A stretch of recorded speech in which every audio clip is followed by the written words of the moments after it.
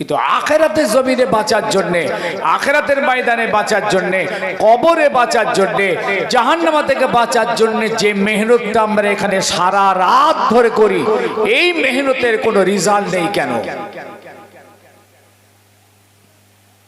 জ্ঞানী মানুষ, শিক্ষিত ছেলেরা শুধু আওয়াজ শুনে যেও না, হাকিকত বোঝার চেষ্টা করো। বলুন এত মেহনত সারা রাত, কালকে একটা প্রোগ্রাম করেছি, আমাকে তো 4টেই ছাড়লো, ভোর 4টে বলে এলাম।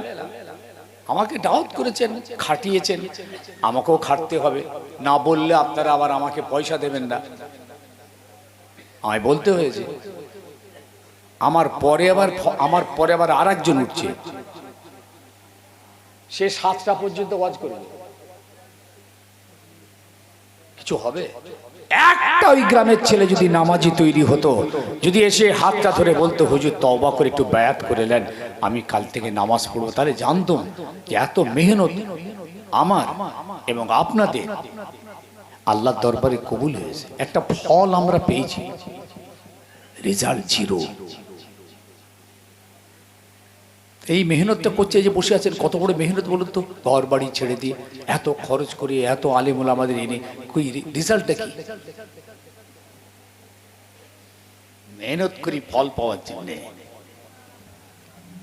তাই আল্লাহ পাককে ফেরেশতারা বলল, আল্লাহ এই আদম বানাবেন না, এ জাত আপনি বানাবেন না, এরা পৃথিবী জমিন নাপাক করবে, ওয়াসফিকুদ দিমা,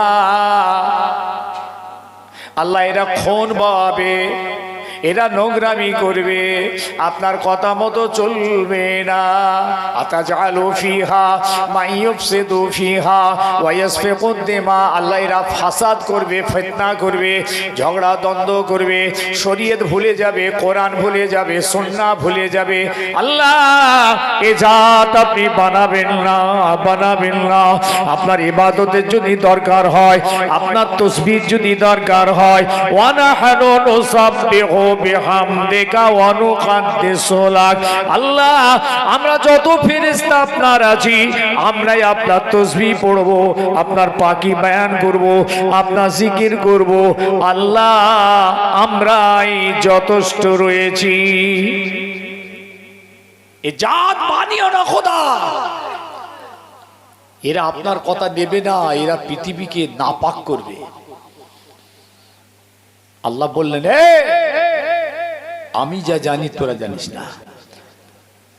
এক কথায় তাদের সব কথাকে স্টপ করে দিই, ইন্নী আ'লামু মা লা তা'লামুন, আমি যা জানি তোরা জানিস না। ফেরেশতাদের দরখাস্ত ক্যান্সেল করলেন, করে আদম বানালেন, মা হাওয়া বানালেন, আদম হাওয়ার মিলন ঘটল, পৃথিবীতে মানব জাতি আসতে শুরু করলো। আল্লাহ পাক একটা করে সেই আদম সন্তানকে এবার ডিক্লারেশন, একটা ওয়ার্ডিং দিয়ে দিচ্ছেন। এই শুনছেন, শুন একটা করে। বান্দা মনে রাখবি, আমি তোদের বানালাম, ফেরেশতা মানা করেছিল, তাদের কথা আমি শুনলাম না, আমি তোদের সুন্দর করে বানিয়েছি। লাকাদ খালাকনাল ইনসানা ফি আহসানি তাকবীম, কত সুন্দর চেহারা দিয়ে আমি বানালাম। ওয়া লাকাদ কাররামনা বানি আদম, আমি আদম সন্তানদের সবথেকে উচ্চ মাকাম আমি দিয়েছি। তবে মনে রাখবি, আমি তোদের বানানোর পিছনে আমার একটা উদ্দেশ্য রয়েছে, আমার একটা পাওনা রয়েছে। আল্লাহর একটা পাওনা আমাদের কাছে আছে, এই জন্যই তিনি আমাদের পৃথিবীতে পাঠিয়েছেন। আচ্ছা ভাই, আপনি গরুটা পুষেছিলেন দুধ পাওয়ার আশায়, তাই তো নাকি? না এমনি পুষেছেন যে একটু হোহা দেবেন তো? আরে হোহা দেন না, কি বেঁচে আছেন না মরে গেছেন? জেগে আছে? তাহলে গরু যত্ন করে বড় জাতের গরু নিয়ে এসে অনেক ওষুধ ভিটামিন খাইয়ে বড় করলাম যাতে আমাদেরকে দুধ দেয়, কিন্তু গরু আপনার দুধ দিল না, মানে বাচ্চাও দিল না, দুধও হলো না। আপনার উদ্দেশ্য ফেলিওর। আপনি কি করবেন এবার গরুটাকে? গায়ে হাত বুলাবেন? হ্যাঁ, ছুরিটাকে দিয়ে দেবেন। তাহলে আপনার ভালোবাসার আদরের গরু ছোট্ট থেকে কত যত্ন করে কত খরচ করে বড় করলেন, এত ভায়া মমতার গরুটাকে আপনি এত রেগে গেলেন, আপনার উদ্দেশ্য পূরণ হয়নি বলে একদম ছুরিটাকে দিয়ে দিলেন। 4টে গাছ লাগিয়েছিলেন, সুন্দর ভালো ফল হবে, অনেক যত্ন করেছেন, পানি ওষুধ ভিটামিন দিয়ে গাছগুলো বড় হলো, একটাও ফল দেয়নি। কি করবেন? আরে সারা রাসূল পাক সাল্লাল্লাহু আলাইহি ওয়াসাল্লাম যখন সাহাবাদেরকে এরকম মসজিদে নববীতে ওয়াজ করতেন না, আল্লাহ রসুল একটা কথা 3 বার বলতেন, যাতে সাহাবীরা রসুলের কথাটা ভালো করে বুঝে নিতে পারে। অনেক সাহাবী বসে আছেন, বিভিন্ন ব্রেন, বিভিন্ন চিন্তা, সবাই তো ব্রেন একভাবে ক্যাচ করবে না, তাই রসুল পাক 3 বার করে বলতেন, যাতে আমার সাহাবীরা কথাটা ভালো করে বুঝে নিতে পারেন, এবং একটা করে উদাহরণ পেশ করে উদাহরণ দিয়ে বলতেন, যাতে সাহাবীরা বিষয়টা আরো বোধগম্য হয়, আরো বুঝে নিতে পারে। তা আপনাকে আমাকে তাতে কিছু বুঝে উঠতে হবে। তাহলে গাছ যখন আপনাকে ফল দিল না, আপনি এত অসন্তুষ্ট হয়ে গেলেন, ওই গাছ আর আপনি রেখে কি করবেন? করাত চালিয়ে দিলেন, চিরাই করে জ্বালানি করে আগুনে পুড়িয়ে দিলেন। আপনার খুব আদরের গাছ, অনেক আশা করেছিলেন, ফল পাননি, পুড়িয়ে দিলেন। আল্লাহ বলছেন, আমি তোমাদেরকে পৃথিবীতে পাঠিয়েছি। শুধু পাঠানো নয়, পাঠানোর আগে আমি তোমাদের জন্য জমিন বানিয়েছি, আসমান বানিয়েছি, চাঁদ বানিয়েছি, সূরজ বানিয়েছি, হাওয়া দিয়েছি, রাত দিন বানিয়েছি, পাহাড় পর্বত, নদ নদী, জীব জন্তুর, পশু পক্ষী, সারা পৃথিবীকে আমি তোমাদের জন্য সাজিয়ে দিয়ে পৃথিবীতে পাঠিয়েছি। মনে রেখো, আমার একটা পাওনা আছে, এই পাওনা যদি আমি আল্লাহ না পাই, কি করবে? কোথায়? কথা বলে না, বলেন একটু ভালো করে বলেন। সব তো বুঝি, আল্লাহর উদ্দেশ্য যদি পূরণ না হয়, আপনার উদ্দেশ্য পূরণ না হলে আপনি আপনার গরুটাকে ছুরির ডগে দিতে পারেন, গাছকে কেটে চিরে পুড়িয়ে ছাড় করে দিতে পারেন। খোদার উদ্দেশ্য যদি পূরণ না হয়, আল্লাহ সেই তার বান্দাকে কঠিন জাহান্নামের আগুনে ফেলে পাশ করে ফেলবেন। তাই আল্লাহ পাক আবার বললেন, বান্দা মনে রাখিস, আফাহাসিবতুম আন্নামা খালাকনাকুম আবাসা ওয়া আন্নাকুম ইলাইনা লা তুরজাউন। ও বান্দা, তোমরা মনে করছো নাকি আমি আল্লাহ তোমাদের বেকার পৃথিবীতে পাঠিয়েছি? আমি তোমাদের খামাখা বানিয়েছি, আমার কোনো উদ্দেশ্য নেই। মনে রেখো, সুম্মা ইলাইয়া মারজিউকুম ফায়ুনাব্বিউকুম বিমা কুনতুম তা'মালুন। আমার কাছে ফিরে আসতে হবে, সব হিসাব আমাকেই দিতে হবে। ইমানদার, এই কথাটা তো আমাদেরই অন্তরে থাকার কথা। পৃথিবীর কোনো জাত এসব মানে না, ওদের মনে রাখার ব্যাপারও নেই। মনে রাখতে হবে ইমানদারকে এই কথাটা, যে আল্লাহ আমাদেরকে আবার ফিরিয়ে নিয়ে গিয়ে কিয়ামতের মাঠে দাঁড় করাবেন। ভুলে যাবেন না, এই পৃথিবী আসল নয়, এটা ধোঁকা।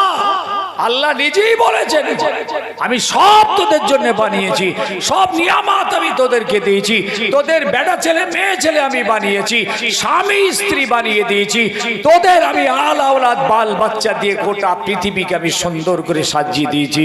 তবে মনে রাখিস, জালেকা মাতাউল হায়াতিদ দুনিয়া, এটা কেবলমাত্র দুনিয়ার সম্পদ, ধোকায় পড়িস নি। লাহবু ওয়া লাইব, এই পৃথিবী খেল তামাশার জায়গা, এটা আসল নয়। এই নকলে পড়ে আসল হারিয়ে ফেলিস না। আল্লাহু ইনদাহু হুসনুল মাআব, আসল উত্তম ঠিকানা হলো আখিরাত। ভাই সাহেব, আল্লাহ পাক আবার কোরআন পাকে আমাদের ফের হুঁশিয়ারি দিচ্ছেন। একটা ফেরেশতারা বলেছিল, আল্লাহ এইসব বানাবেন। আল্লাহ বলেন, তোরা জানিস না আমি কেন বানিয়েছি? আমি জানি। শুনছেন শুনছেন? আল্লাহ পৃথিবীতে কত নবী এসেছেন, কত রসুল এসেছেন, কত সাহাবা, কত তাবিন, তবে তাবিন, আইমে মুস্তাহিদিন, বড় বড় ইমাম, বড় বড় মুহাদ্দিস, বড় বড় পীর মাশায়েখ, আল্লাহর ওলি, গৌস, কুতুব, আবদাল, কত পৃথিবীতে এসেছে বলুন তো আল্লাহর। আল্লাহু আকবার। ফেরেশতা তোরা জানিস না আমি কেন এদেরকে বানিয়েছি? বারবার হুঁশিয়ারি করে দিচ্ছেন আমাদের। আবার বলছেন কাইফা তাকফুরুনা বিল্লাহি ওয়া কুনতুম আমওয়াতান ফাআহইয়াকুম সুম্মা ইউমীতুকুম সুম্মা ইউহয়ীকুম সুম্মা ইলাইহি তুরজাউন। ও বান্দা, তোমরা কেমন করে আমার জমিনে আমার নাফরমানি করো? আমার নাফরমানি করছো আমার জমিনে? আমার শরীয়ত, আমার হুকুম আহকামকে অগ্রাহ্য করে চলছো, আমার জমিনকে নাপাক করছো।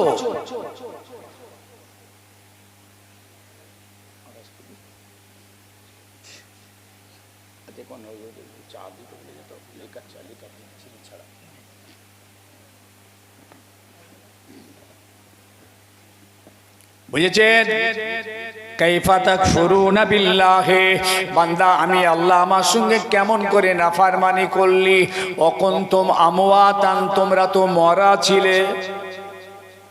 কিভাবে আল্লাহ আমাদের জ্ঞান খুলিয়ে দিচ্ছেন, তোর তো মরা ছিলিস, তোদের কোনো অস্তিত্বই ছিল না। ফাআহইয়াকুম, আমি আল্লাহ তোমাদের জিন্দা করলাম। মায়ের পেট থেকে পৃথিবীতে আনলেন, জিন্দা হয়ে গেলাম। আবার মায়ের পেটে কিরকম করে আমরা হয়েছি সেটাও আল্লাহ বলেছেন।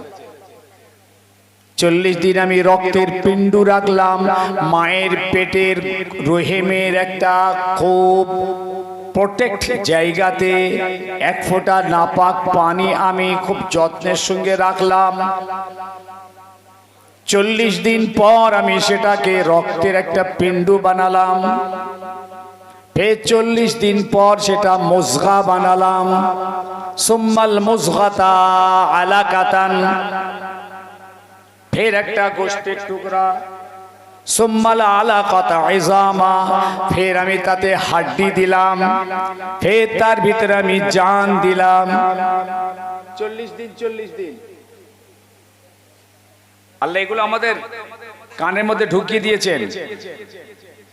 সব কোরআনের ভিতরে আল্লাহ বলে দিয়েছেন রাসূলের দ্বারাই, আমার নবীও বলে গেছে, আমরা সব মনে করি না। সুম্মা আনশানাহু খালকান আখার, তারপর সেই পিণ্ডটাকে আমি একটা মানুষের সূরত আমি বানিয়ে দিলাম। সুবহানাল্লাহ বলেন, সুবহানাল্লাহ বলুন। মায়ের গর্ভ থেকে পৃথিবীতে আনালাম। পৃথিবীতে আসার পর মায়ের বুকে তোমার আমরা রিজিক দিলাম। আমি বলে গেছ এমনি এমনি হয়ে গেলে?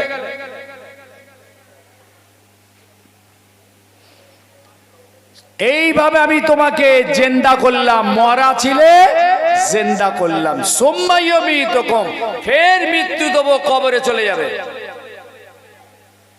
ফের কবরে কত হাজার বছর থাকবো জানি না। সুম্মা ইউহয়ীকুম, ফের আমি জিন্দা করব, কবর থেকে তুলবো।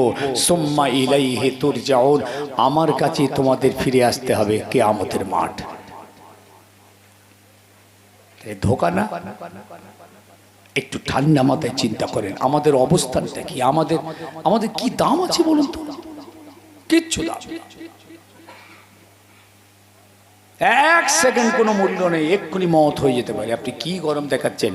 পাটির গরম, লাঠির গরম, থানার গরম, টাকার গরম, এলেমের গরম, বংশের গরম, হ্যাঁ কিসে? এক্ষুনি মওত। আর যেই মওতটা হয়ে যাবে একদম সঙ্গে সঙ্গে 3টে আওয়াজ উঠবে, কবর খোঁড়, খবর দে, আর বলবে ফেল ফেল, কবরস্থানে নিয়ে চল। সব দাপট আপনার শেষ, সব সম্মান শেষ, সব মূল্য শেষ, সব ভালোবাসা মহব্বত আপনার মাটির সঙ্গে মিশে গেল। কবর খোঁড়, খবর দে। কই ছেলে বলবে না আমার বাপ 4 দিন থাকবে আমার ঘরে? বলবে? এত দামি ঘর করেছে আমার বাপ, বিশাল ব্যাপার, এত লাখ কোটি টাকা খরচা করে এই রকম শাহী বালাখানা তৈরি করেছে, আমার বাপের থাকা হলো না। আমার বাপ 4 দিনই ঘরই শুয়ে থাকবে, তারপর যাবো হবে, খালি বলবে ফেল ফেল ফেল ফেল আওয়াজ হবে। গোসল হয়ে যাবে, কাফনটাও পরিয়ে দেবে। খুব তাড়াতাড়ি হচ্ছে, কিন্তু খুব তাড়াতাড়ি গোসল হয়ে গেল, কাফন হয়ে গেল। জানাজা হয়ে যাবে, খাটিয়ার রাখবে না, সঙ্গে সঙ্গে কাঁধে তুলে নেবে। 1 মিনিট দেরি করছে না, যেই জানাজা হয়ে গেল তো কারো মনে মায়া নেই, ছেলেরও মায়া নেই, বাপেরও মায়া নেই, স্বামীর স্ত্রীর মায়া নেই, ভাইয়ের মায়া নেই, কার মায়া আছে? পাড়া প্রতিবেশীরও মায়া নেই।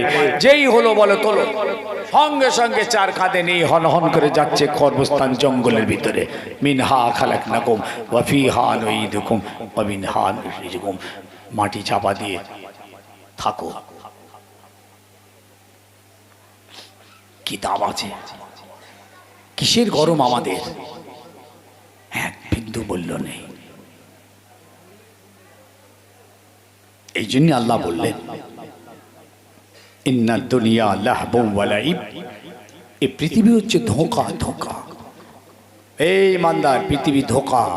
ওয়া ইন্না দারাল আখিরাতা লাহিয়াল হাইবান, আসল জীবন হচ্ছে আখিরাত।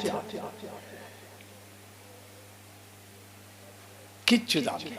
এক কবরস্থানের ধারে চলুন, গিয়ে দাঁড়ালেই বুঝতে পারবো যে সব সব ধোঁকা কিরকম পড়ে আছে। দেখ, আমাদের লাইন দিয়ে শুয়ে আছে। এই জন্য রাসূলুল্লাহ না, আল্লাহর হাবিব কবর জিয়ারত করতে বলেছিলেন যে তোমরা কবরের ধারে যাবে, একটু গিয়ে দাঁড়াবে। কেন জানেন? ওই কবরবাসীর কাছে কিছু চাওয়ার জন্য নয়। কোনো মাজার জিয়ারত করতে যাওয়া মানে তার কাছে গিয়ে আপনি কিছু বলবেন, কইবেন, চাইবেন না। ওখানে দাঁড়ানোর উদ্দেশ্য আমার রাসূল বলেছেন যে তোমাদের অন্তরের ভিতরে মওতের কথা, কবরের কথা, আযাবের কথা, এইগুলো তোমাদের মনের মধ্যে আসবে, একটা ভয় তৈরি হবে। তুযাকিরুল মাউতা, পালঙে শুয়ে, এসিতে শুয়ে, পাখায় শুয়ে, গদিতে শুয়ে কখনো মওতের কথা মাথায় আসবে না, মওতের চিন্তাই হবে না। রাসূল বললেন কবরটার ধারে বাপের পাশে, মায়ের পাশে গিয়ে একটু দাঁড়াও, তখন তোমার অনুভূতি হবে যে সত্যি দুনিয়া কত ধোঁকা। মা চলে গেছেন, বাপ চলে গেছেন, ভাই চলে গেছেন, আমার বাচ্চা ছেলেটাও কবরে শুয়ে আছে। 8 বছরের, 7 বছরের, 10 বছরের ছেলেটা কবরের ভিতরে চলে গেছে। আপনার অনুভূতি হবে। জুরু কবরাকুম ফাইন্নাহা তুযাকিরুল মাউতা, রাসূলুল্লাহ বলেছেন কবর জিয়ারত করো, মরণের কথা মনে হবে, আর দুনিয়া থেকে দিলটা আলোক হবে। এই জন্য কবর জিয়ারত। কবর জিয়ারতের মানে এটা নয় যে আপনি সেই কবরবাসীর কাছে গিয়ে বলবেন হুজুর আমার কিছু এটা করে দাও, সেটা করে দাও, এই জন্য নয়। চলেন কবর ধারে দাঁড়ান। গেছেন, মাসে গেছেন বাপের কবর ধারে, মাসে একবার, বছরে একবার, প্রত্যেক শুক্রবার দিন অন্তত একবার করে গিয়ে দাঁড়াবেন। বাপ, মা, দাদা, মা, নানি, খালা, এদের কবরটার ধারে দাঁড়িয়ে একটু চান, বলে আসবেন আল্লাহকে। যা পারেন তাই বলবেন, যা পারেন, মনে যা আসে তাই বলবেন। আল্লাহ কোরআন পাকে আবার ঘোষণা দিলেন কুল ইন্নাল মাউতা আল্লাযী তাফিররুনা মিনহু ফাইন্নাহু মুলাকীকুম সুম্মা তুরাদ্দুনা ইলা আলিমিল গায়বি ওয়াশ শাহাদা। হে হাবিব, আপনি আপনার উম্মতদেরকে বলে দিন যে মওত থেকে তারা বাঁচতে চাইছে, পালাতে চাইছে, এই মওত তাদের সঙ্গে গিয়ে দেখা করবে।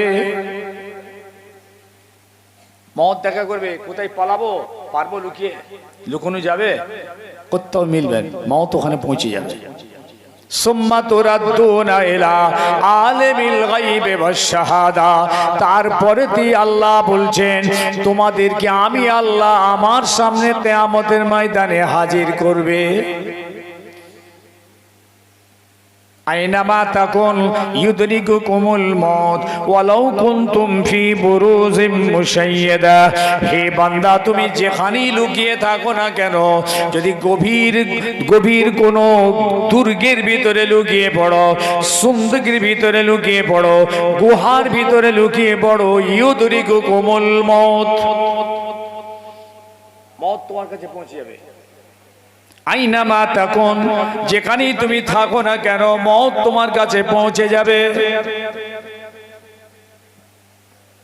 দুনিয়াদারি হোক, চাষবাস, কারবার, ছেলে বিবি, বাল বাচ্চা, সব নিয়ে আমাদের দুনিয়াদারি। এর ভিতরেই ইবাদত আছে, বندگی আছে, খোদা পাওয়ার রাস্তা আছে ইনশাআল্লাহ। দুনিয়াদারি করা হারাম নয়। নবীরা দুনিয়াদারি করেছেন, সাহাবারা করেছেন, তাবিঈনরা করেছেন, বড় বড় ইমামরা করেছেন, মুহাদ্দিসিনরা করেছেন, বড় বড় পীর মাশায়েখরা করেছেন, আল্লাহর ওলিরা পর্যন্ত সব দুনিয়াদারি করেছেন। ব্যবসা, কারবার, চাষবাস, ছেলে বিবি, বাল বাচ্চা, সব যেমন আমাদের ছিল তাদেরও আছে।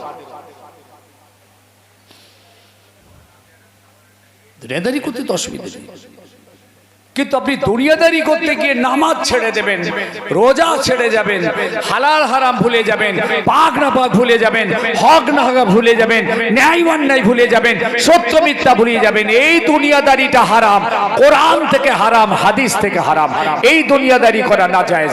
যে দুনিয়াদারি করতে গিয়ে আমরা মিথ্যা বলছি, গীবত করছি, গেল্লা করছি, মেরে নিচ্ছি, কেড়ে নিচ্ছি, হালাল হারামের জ্ঞান রাখছি না, হক না হকের জ্ঞান রাখছি না, ওজনে কম বেশি দিচ্ছি, খরিদ্দারকে ধোঁকা দিচ্ছি, সর্বরকমের এই সমস্ত কোরআন সুন্নাহর বিরোধী কাজটাই হলো শরীয়ত বিরোধী হারাম। সাহাবারা ব্যবসা করেননি। এই যে ইলেকশন এসে গেছে, এখন যা ছুটোছুটি করছে, নামাজ পড়ছিল, এখন নামাজ ছেড়ে দিয়ে কি হলো ভাই, তুমি যে মসজিদে আসতে নামাজ পড়তে, কি হলো আর বলবেন না হুজুর, এমন ওপরে চাপ, ওপরের চাপ, ওই জন্য নামাজ ছেড়ে দিয়েছে। এখন বলে এখন পড়া যাবে না, মারাত্মক চাপ আছে। উপরের চাপ বুঝতে পেরেছে? এই ভাই, উপরের চাপ কি? আসমানের চাপ, পার্টির চাপ। এই তো মাশাআল্লাহ, তাই তো বলি একটু ঝেড়ে কাশো না, পার্টির চাপ। এই ওপরের চাপে এখন নামাজ পড়ার মতো টাইম পাওয়া যাচ্ছে না, মারাত্মক চাপ। আমি বললাম ঠিক আছে বাবা, ওই চাপটা তো তুই সামলে নিচ্ছিস, কিন্তু ভেতরে একটা চাপ আছে, মাটির ভিতরে একটা চাপ আছে, সামলাতে পারবি তো? ওটা নাহি তোর পার্টি সামলে নিচ্ছে, আর পার্টির জন্য তুই সামলে দিচ্ছিস, কিন্তু কবরে যে ঢোকার পরে যে চাপ আসবে, কোন 14 পুরুষ সামলাবে? হ্যাঁ, বেহুদা। রাজনীতি করতে গিয়ে আজকে খোদা ভুলে গেছো, এই রাজনীতি হারাম। যে রাজনীতি করতে গিয়ে মিথ্যা কথা বলে, এই রাজনীতি হারাম। যে রাজনীতি করতে গিয়ে হক না হক, ন্যায় অন্যায়, ইনসাফ ভুলে যায়, এই রাজনীতি হারাম। যে রাজনীতি করতে গিয়ে মানুষ খুন হয়, মানুষকে খুন করে, মানুষকে খুন করার প্ল্যান তৈরি করে, এই রাজনীতি হারাম। যে রাজনীতি করতে গিয়ে মানুষের হক মেরে দেয়, জুলুম করে, অত্যাচার করে, অবিচার করে, ইনসাফ ভুলে যায়, এই রাজনীতি করা হারাম, কোরআন সুন্নাহর বিরোধী।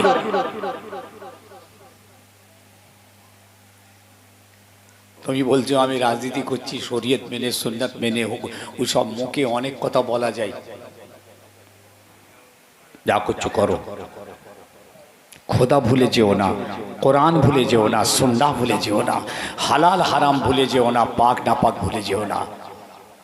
তাই সাহাবায়ে কেরামরাও ব্যবসা করতেন, আপনিও ব্যবসা করবেন, কিন্তু তারা ব্যবসাতে মিথ্যে কথা বলতেন না, আপনি মিথ্যে কথা বলেন। ব্যবসাতে তারা মাল কম দিতেন না, আপনি কম দেন। ব্যবসাতে তারা ধোঁকা দিতেন না, আপনি ধোঁকা দেন। এই জন্য আপনার ব্যবসাটা হারাম, সাহাবাদের ব্যবসাটা হালাল। কথা কি বুঝতে পারছেন না? বুঝতে পারছেন? কি হলো রে, ছেলেগুলো কি বলছে ওখানে? সমস্যাটা কি?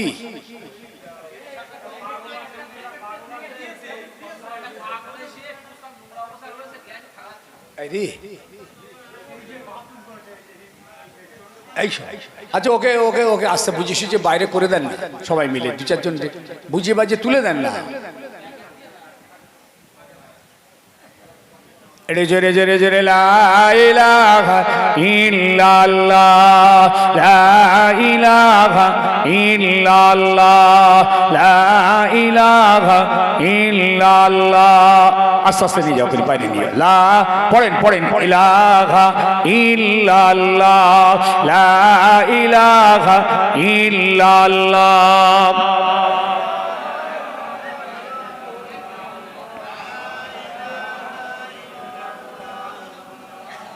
আচ্ছা, এই সামনে থেকে এদিকে চলে আস, এই সামনে চলে আস।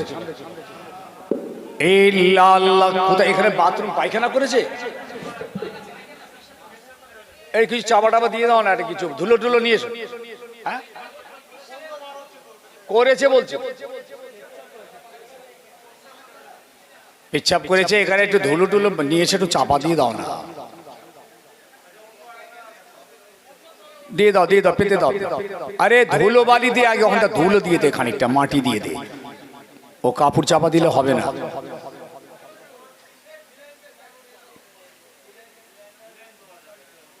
দরুদ আল্লাহুম্মা সাল্লি আলা, মাশাআল্লাহ মাশাআল্লাহ, ওয়া আলা আলি সাইয়্যিদিনা। सीना है मदीना, सीने में है, आँखों में है जाली रोजा की, रोजा है अमानत उम्मत की, उम्मत है मतवाला रोजा की। अल्लाहुम्मा सल्ली अला।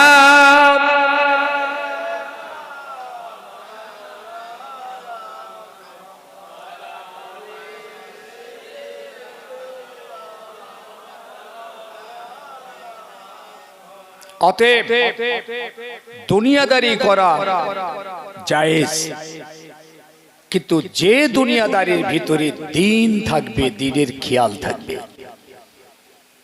যদি দুনিয়াদারির ভিতরে দিন না থাকে, শরীয়ত না থাকে, কোরআন না থাকে, সেই দুনিয়াদারির করাটা আল্লাহ আল্লাহ রসুলের চোখে নাজায়েজ, হারাম। দুনিয়ার চোখে ভালো হতে পারে, আল্লাহর চোখে খারাপ। আর ইমানদার আমাদেরকে সব সময় একটা ভাবতে হবে যে আমার এই কাজটা আল্লাহর পছন্দ না পছন্দ নয়, রাসূলুল্লাহর পছন্দ না পছন্দ নয়। এই ভাবনা নিয়ে আমাদেরকে দুনিয়ার ভিতরে কাজ কাম করতে হবে। আল্লাহ নবী মদিনার মসজিদে, মদিনা শরীফের বাজারে গেলেন, মদিনার বাজারে গেলেন, সাহাবীরা ব্যবসা করছেন।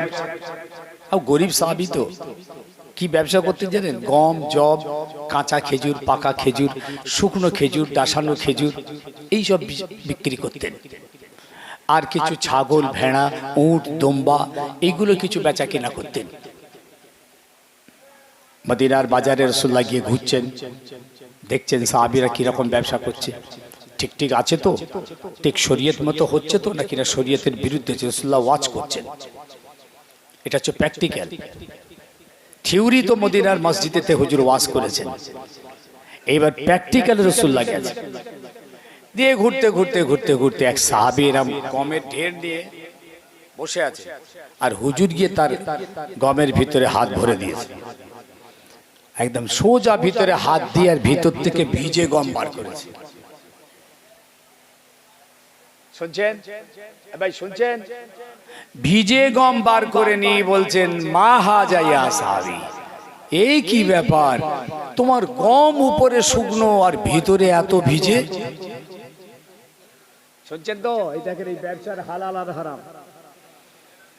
ব্যবসা করা একটা ইবাদত, চাষ করছেন ইবাদত, দোকানদারি করছেন ইবাদত, ভ্যান চালিয়ে ফেরি করছেন ইবাদত। প্রত্যেকটা আপনার ব্যবসা বিজনেসের যে কর্মকাণ্ড সবটাই ইবাদতের মধ্যে, যদি সেটা শরীয়ত এবং সুন্নাত মোতাবেক হয়। কথা মাথায় রাখবেন। তো এই সাহাবী বললেন, ইয়া রাসূলুল্লাহ, আপনি আমাকে অপরাধী নেবেন না, আমি এইভাবে বসে আছি, একটা গমও বিক্রি হয়নি, হঠাৎ আল্লাহর রহমতের আসমানের পানি হয়ে সব গম আমার ভিজে গেছে, আমি বসেই আছি। আবার আল্লাহর রহমতের সূরাজ উদয় হয়েছে, ইয়া রাসূলুল্লাহ, সেই সূরাজের রৌদ্রেতে গমগুলো উপর থেকে সব শুকিয়ে যাচ্ছে, এই জন্য গমকটু শুকিয়ে গেছে হুজুর, আর আমি বসেই আছি, একটা খদ্দেরও আমার হয়নি। আল্লাহ নবী শুনে বললেন, সাদাক্তা, তুমি সত্য কথা বলেছো, সত্য কথা বলেছো। তবে বাবা, তুমি গমটা ভেতর থেকে টেনে ওপরে তুলে বার করে দাও, খরিদ্দার দেখে নিক তোমার গমের কোয়ালিটিটা, ভিতরে তো ভিজে উপরে শুকনো, খরিদ্দার ধোঁকা খেয়ে যাবে, তুমি ভিতর থেকে ভিজেটাকে বার করে উপরে দিয়ে দাও, খরিদ্দার দেখে নিক। ইবাদত, পাল্লা ধরেছেন, মাল ওজন করে দিচ্ছেন, পয়সা নিচ্ছেন, মাল দিচ্ছেন, পয়সা নিচ্ছেন, দুনিয়াদারি করছেন, লাভ হচ্ছে, মেহনত করছেন, লাভ পাচ্ছেন, কিন্তু এর ভিতরে দিন আছে, দিনের হুকুম আছে, কোরআনের হুকুম আছে, শরীয়তের আইন আছে, এই আইনটাকে আপনাকে খেয়াল করে তো পাল্লাটা ধরতে হবে। আপনি ইমানদার, আপনি মুমিন, আপনি জানেন আমার এটা কর্তব্য, এই পাল্লাটা ধরেছি কি এর মধ্যে দিনের একটা হুকুম আছে, আল্লাহর একটা হুকুম আছে, কোরআনের আদেশ আছে। ওয়াকিমুল ওয়াজনা বিল কিসতি ওয়ালা তুকসিরুল মিজান,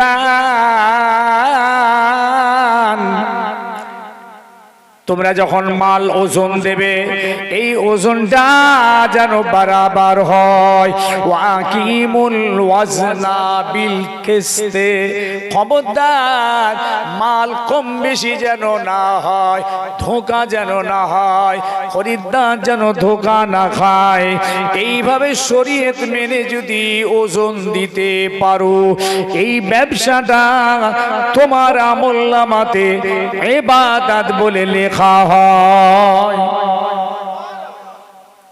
ইমানদার, আমরা তো বীর, আমরা একটু হিসাব করে চললেই জান্নাতি, আমরা হিসাব জানলেও হিসাব করি না, হুকুম জানলেও মানি না। শুনছেন, আমরা জানি হালাল হারাম, আমাদের জ্ঞান হয়ে গেছে, জ্ঞান হওয়ার পরেও কিন্তু আমরা সেই হালাল হারামকে মেনে চলতে চাইছি না।